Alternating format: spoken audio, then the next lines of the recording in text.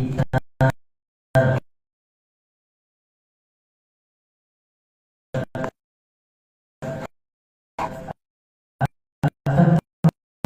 kembali kajian rutinan kita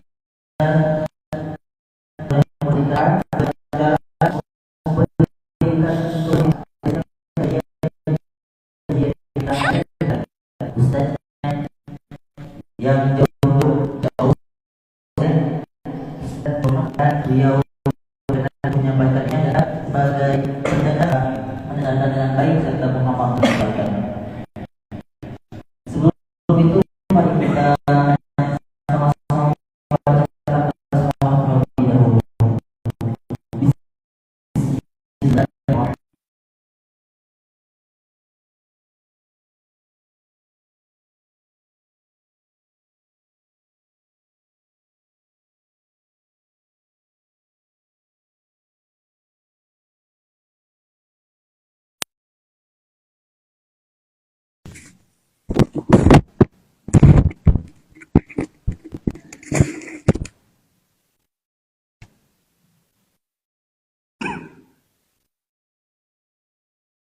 Innal hamdalillah nahmaduhu wa nasta'inuhu wa nastaghfiruh wa na'udzu billahi min shururi anfusina wa min sayyiati a'malina may yahdihillahu fala mudilla hadirat ikhwati iman rahimakumullah.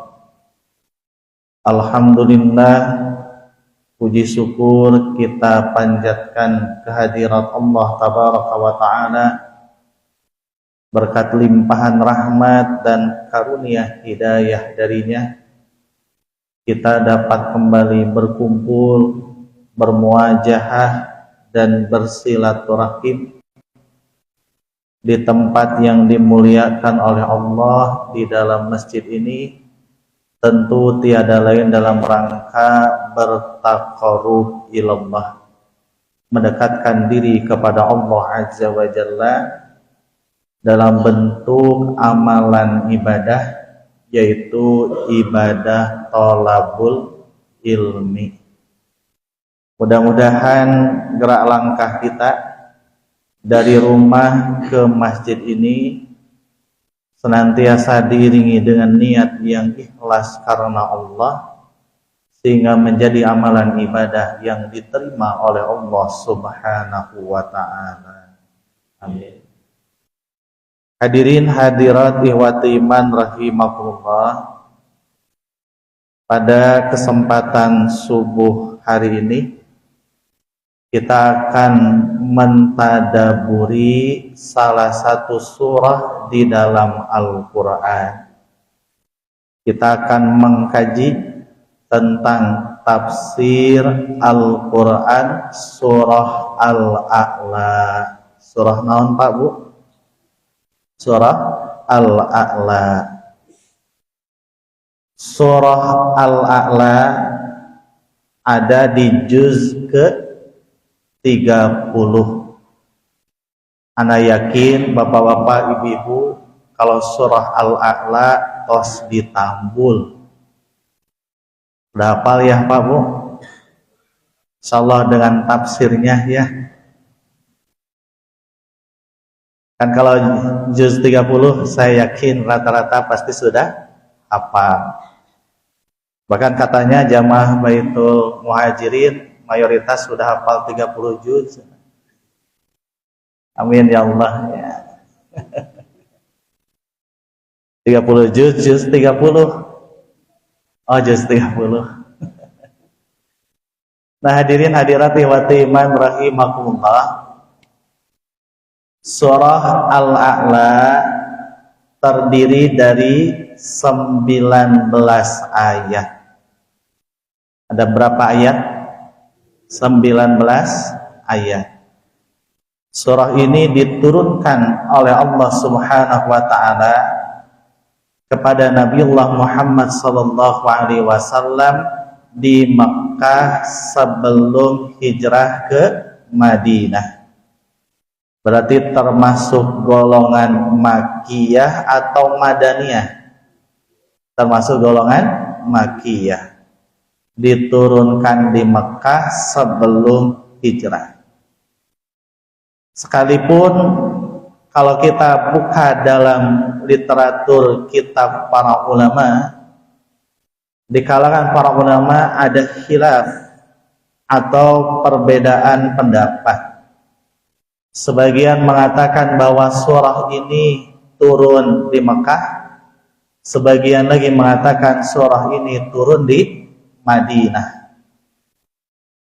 Yang menyebutkan surah ini turun di Madinah terkait dengan firman Allah, qad aflaha man tazakka wa dzakara asma rabbih fasalla.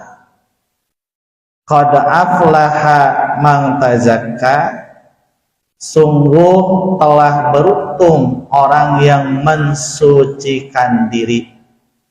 Menurut sebagian ulama maknanya mensucikan harta dengan mengeluarkan zakat fitrah.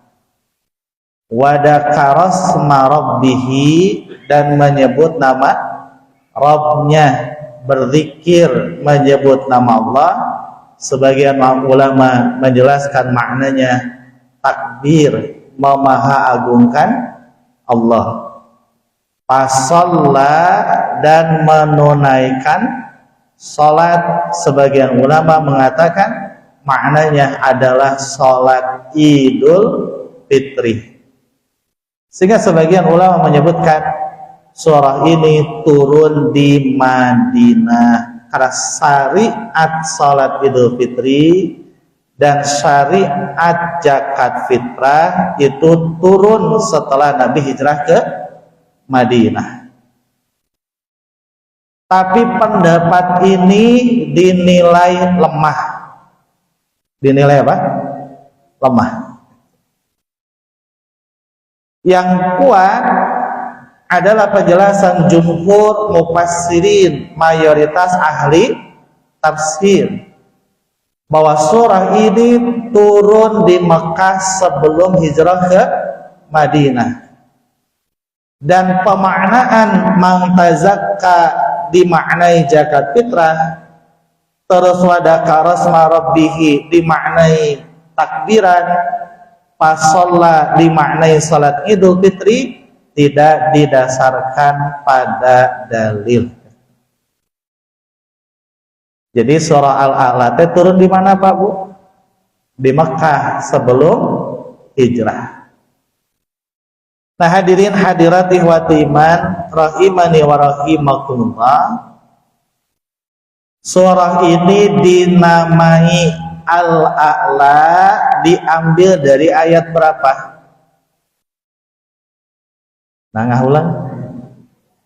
Nah, dari ayat ke-1. Dalam ayat yang ke-1 ada kalimat Al-A'la. Apa artinya? Maha tinggi. Al-A'la tinggi, tapi karena dinisbahkan kepada Allah, maknanya maha tinggi. Penyebutan surah Al-A'la diambil dari ayat yang pertama. Nah, sebagian ulama juga menjelaskan bahwa surah ini dinamai juga surah Sabbihisma Rabbikal A'la. Lengkap satu ayat full dijadikan nama surah.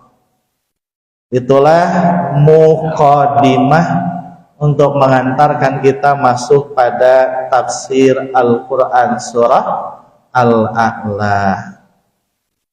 Hadirin hadirat ikhwati iman rahimakumullah, ayat yang pertama apa bunyinya?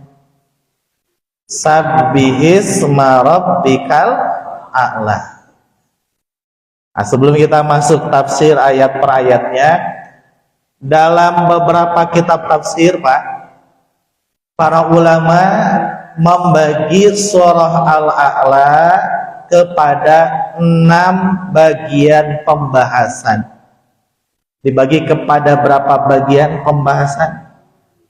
6 bagian pembahasan. Jika mau beres dinten ayeuna, insyaallah nanti kita bagi minimal 2 kali pertemuan.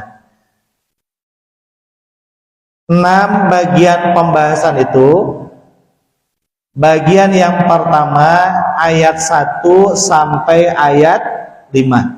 Ayat 1 sampai ayat 5. Ayat yang ke-1, a'udzubillahi minasyaitonir rajim. Bismillahirrahmanirrahim. Sabbihisma rabbikal a'la. Sabbihi apa artinya? Sucikanlah olehmu. Isma nama rabbika Tuhanmu, maksudnya adalah Allah Subhanahu wa taala, al-a'la, yang maha tinggi. Itu terjemah perkata. Kalau kita terjemahkan lengkap, sucikanlah olehmu nama Allah yang maha tinggi. Dalam ayat ini Allah tabaraka wa ta'ala mengawali dengan kalimat sabbihi, artinya sucikanlah olehmu. Perintah atau bukan? Perintah. Maksudnya tadi mensucikan siapa? Mensucikan Allah Subhanahu wa ta'ala. Berarti memahasucikan Allah hukumnya apa? Hukumnya adalah wajib. Kita wajib memahasucikan Allah. Naon nu dimaksud memahasucikan Allah teh? Apa yang dimaksud memahasucikan Allah? Nah, sana ustadzna menirata tanya. Kalau waktu kajian subuhan, ba'da subuh jam rawan. Kalau ngajinya satu arah, biasanya lihat mubalik teh jauh ngaletikan. Leus we ngaleungit. Ya. Makanya kalau saya ngaji biasanya ya ada tanya jawab. Minimal supados tetuduh. Nah, hadirin hadirat wa iman rahimakumullah. Memahasucikan Allah maknanya adalah meyakini bahwa Allah Subhanahu wa ta'ala tidak ada kekurangan, tidak ada kelemahan, tidak ada aib atau celah sedikit pun. Jadi Allah tabaraka wa ta'ala maha mulia, maha suci, karena Allah azza wa jalla tidak ada sedikit pun kelemahan, tidak ada sedikit pun kekurangan, tidak ada sedikit pun celah, dan tidak ada sedikit pun aib. Berarti Allah maha sempurna. Urang teh kedah memasucikan Allah maksudna yakin Allah itu maha sempurna. Kalau kita manusia ciptaan Allah sempurna apa tidak? Tidak ada manusia yang sempurna. Ada kelebihan tapi ada juga kekurangan. Lebih banyak kelebihannya atau kekurangannya? Soal bapak ibu namanya. Nah, hadirin hadirat wa iman rahimani wa rahimakumullah. Allah azza wa jalla maha suci, maksudnya Allah azza wa jalla maha sempurna. Memahasucikan Allah, meyakini Allah maha sempurna, tidak ada kekurangan, kelemahan, tidak ada aib, celah sedikit pun. Itu kalimat sabbihi. Setelah kalimat sabbihi, isma rabbika, nama Rabbmu. Sucikanlah olehmu nama Rabbmu, yaitu nama Allah Subhanahu wa ta'ala. Nah, para ulama menjelaskan yang dimaksud sabbihisma rabbik ada dua maknanya. Satu, memahasucikan zat Allah. Tadi teh yakin bahwa Allah Azza wa Jalla maha sempurna. Yang kedua, memahasucikan Allah dalam hal asma dan sifatnya. Jadi sabbihisma rabbik, sucikanlah nama Allah, maksudnya mensucikan nama dan sifat Allah. Allah Azza wa Jalla memiliki asmaul husna, nama-nama yang mulia, nama-nama yang terpuji. Dan kita wajib memasucikan nama Allah Subhanahu wa ta'ala. Apa yang dimaksud dengan memahasucikan nama Allah? Kalau tadi kan memahasucikan zat Allah, yakin Allah maha sempurna. Kalau memahasucikan nama Allah, satu, tidak boleh menisbahkan nama Allah pada sesembahan selain Allah. Tidak boleh menisbahkan nama Allah pada sesembahan selain Allah, nggak boleh. Umpamanya ada orang melakukan kesyirikan, dia menyandarkan segala sesuatunya pada benda, contoh batu akik. Dia yakini batu akik punya kekuatan magis. Hari resep ngangge mah tuh yang masalah. Tapi kalau sudah dicampuri dengan keyakinan seperti tadi, memiliki kekuatan magis, itu termasuk kategori syirik. Terus batu akik nate dinamai ar-rajat umpamanya. Apa arti ar-rajat? Yang maha memberi rezeki. Itu nama siapa? Nama Allah yang maha mulia ini dinisbahkan ke batu akik yang dijadikan sesembahan. Itu jelas dosa besar. Melakukan kesyirikan yang dosa besar, ditambah menisbahkan sesembahan selain Allah dengan nama Allah yang maha mulia. Itu nggak boleh. Mun ngangge batu akik ieu rezeki pasti lancar. Mun teu gaduh jodoh pasti nyaramperkeun. Terus dijual, mun nya ngabeungharkeun moal dijual gitu. Nah, hadirin hadirati watiman rahimani wa rahimakumullah. Itu diantaranya menisbahkan nama Allah pada sesembahan selain Allah. Hukumnya haram. Dulu di masa Arab Jahiliyah, orang-orang musyrikin Quraisy mereka menyembah berhala. Di antara patung berhala yang mereka sembah Lata, Manna, Uzza. Ternyata kalau kita buka dalam kitab terkait dengan sejarah bahasa, contoh Imam Sawi, beliau menjelaskan nama Lata, Manna, dan Uzza itu ternyata diambil dari nama Allah Subhanahu wa ta'ala. Lata diambil dari nama Allah Al-Latif. Manna diambil dari nama Allah Al-Mannan. Uzza diambil dari nama Allah Al-Aziz. Lalu oleh mereka dijadikan nama sesembahan mereka. Menyembah berhalanya jelas dosa besar karena termasuk syirik akbar. Lalu menisbahkan sesembahan mereka dengan nama Allah, itu penghinaan kepada Allah Subhanahu wa ta'ala. Jelas, Bu?